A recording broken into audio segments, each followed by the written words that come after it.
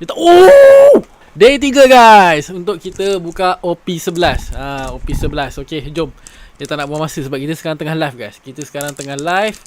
And kita nak buka benda ni secara live.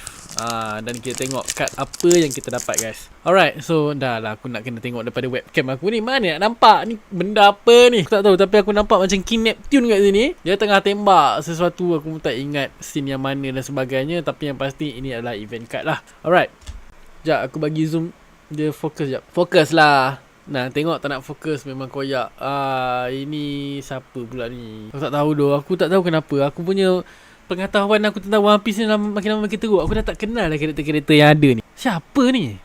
Macam geng Karibo je pakaian sama. Kalau benda-benda Karibo ni memang kita buang je kad dia. Tak payah nak simpan-simpan.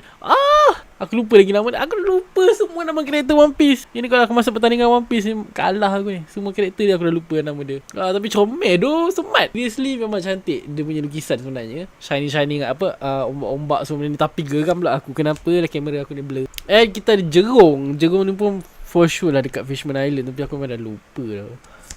Dia tak. Oh! Yes sir. Leader Jinbe. Aku tak ada lagi leader Jinbe. Cantik gila kad dia. Sumpah cantik. Aduh sorry guys, blur doh. Aku geram lah aku. Macam mana aku nak selesai masalah ni. Fokus lah please. Please.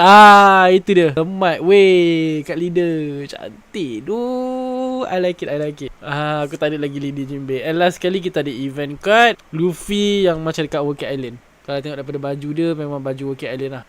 Cantik. Kad lain tadi tak apalah kalau aku korang tak nampak dia punya sharpness dia. Sebab kad lain tu biasa je lah. Dia punya artwork. Makhluk ni lah paling tak pun yang memang bagi aku cute. Kamera aku ni kalau aku lempang dia, mungkin baru time tu baru dia sharp agaknya.